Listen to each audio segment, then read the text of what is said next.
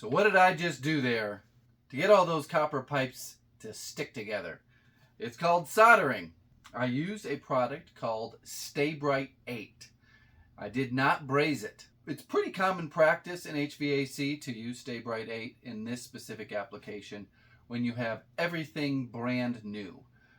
You're not taking apart old stuff. You're not working with anything that is not a perfect shaped. It is a little bit controversial. It's discussed a lot on all the HVAC contractor forums and websites and in the comment sections on social media. But people have been using this for a very long time and it works great.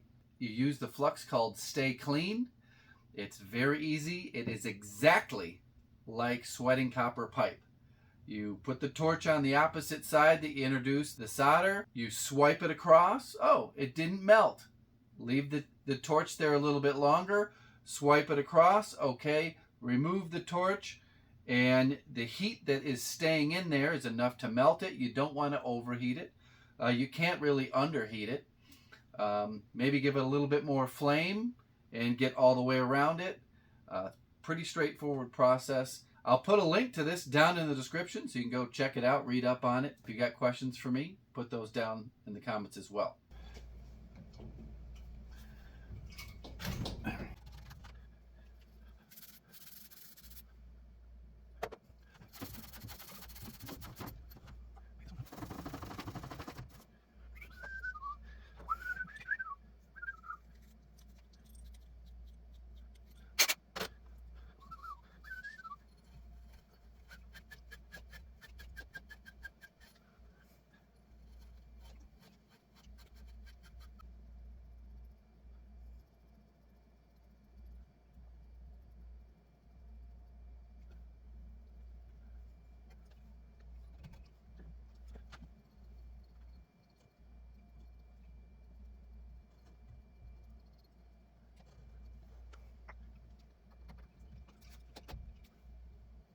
So I just realized something as I'm staring at this, making sure I got it all set up right. This panel doesn't need to be on. It can slide in after this. So I'm going to take this panel off and, oops, I got to get this rubber boot slid on. So once it's cooled, I can slide this rubber boot out, then get the panel on. Almost made a mistake. Now to correct that mistake, all I would do is cut a slot in this and just pop this around here, but you know. Let's just do it. What's one more time taking this panel off?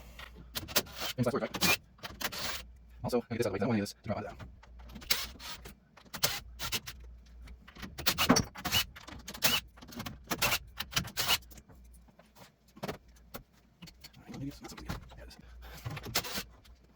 So the wet rags are just some over precaution on my part.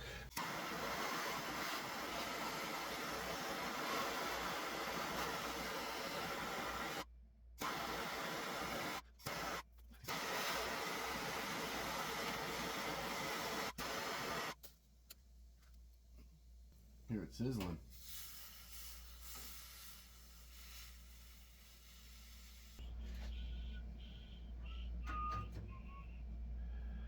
Hopefully this doesn't fall off. I may have to position this somehow. The small line here is very easy to flex and manipulate.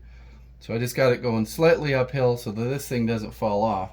Hopefully it doesn't swing down. We will see. You would never be able to do that with this big line. It's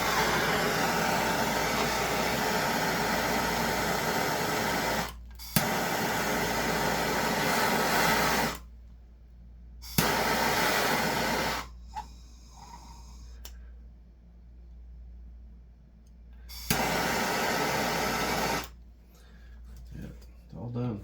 All right, everybody. It's time to pressurize this. See if I did it right. See if that Stay Bright 8 works. So this is what I got. I got a nitrogen bottle here, a regulator here, yellow. You can see it right there. Yellow goes up into the middle. I have the low and the high pressure hooked up. Valve cores are removed. Nitrogen air pressure in these tubes over here to see if they leak. I'm going to open the valve. You don't need to crank down on these things. They've got some aggressive knurling. You can just do it finger tight. So this is introducing pressure into here. These should both be off. I'm going to dial this to 50 just to start, and then open these up. And the whole thing is filling up with air pressure. So we got air going in here. It goes all the way up, around and back to there, and it stops. So the loop goes around and back. Both sides are pressurized. I go run around the house with a spray bottle, just checking for leaks. Check for bubbles, especially the one connection that is, it's kind of like a compression fitting, Teflon O-ring on the other end of this where it attaches to the A-coil. We're going to bump it up to 200. We're going to slowly introduce pressure to both sides.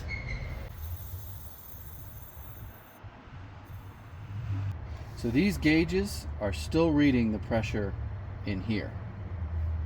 This shuts off the nitrogen from going in. I'm going to take this up a little bit higher.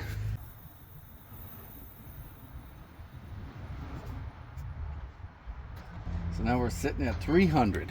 Okay, time to crank her up even more.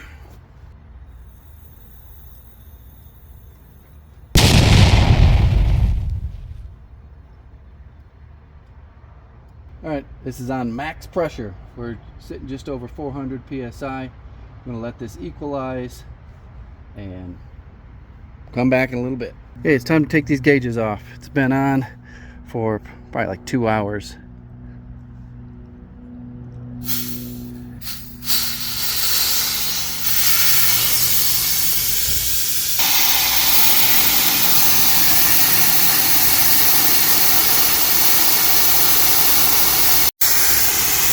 That is a lot of air pumped into this.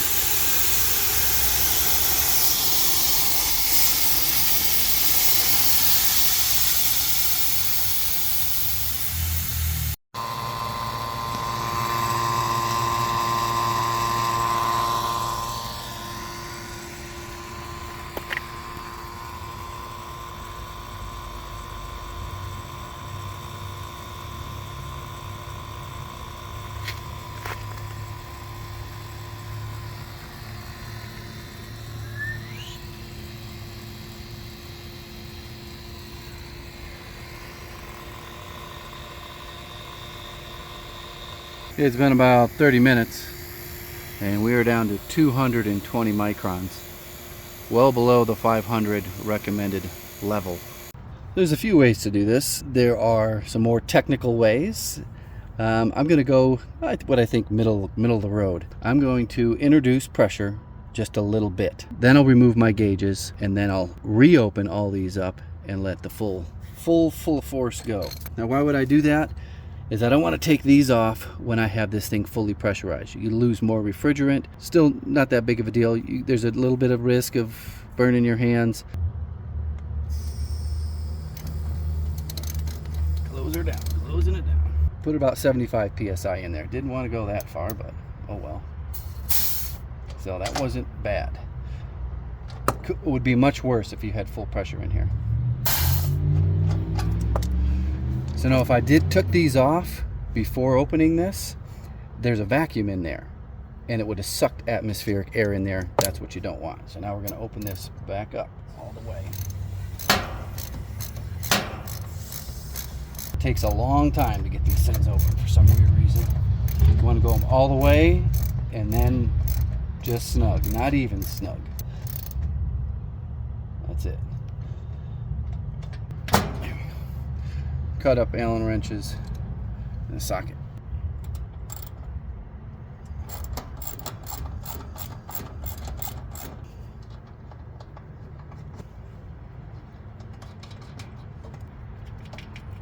Is installing a brand new system really a handyman project or a DIY project? I think it is. And there's a lot of people out there that do it themselves. It's one of the easiest things you can do in the HVAC trade is put in new stuff. There's several $100s in specialty tools to install, but you will be saving yourself thousands and thousands and thousands of dollars if you do it yourself, or you could make thousands and thousands and thousands of dollars. You can get every tool you need to do a new install right off Amazon in less than 24 hours.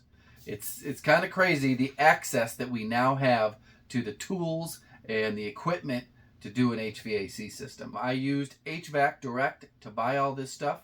Not sponsored at all. This here is something that you can't get on Amazon. At least I don't think you can get this on Amazon. It's a non-flammable gas called nitrogen. You get this at your local welding shop. This bottle costs about 250 bucks and it comes full. They make them smaller, 20 cubic feet, but there's not much of a difference in the price between a 20 and a 40. This video is all about a handyman installing line sets and putting it up on a nitrogen test pressure. Did it work though? You can see that it went up on test, it held pressure. Stay tuned to the next video. And I tried to turn it on and well, you'll just have to wait and see what happens. Thanks for watching. Goodbye.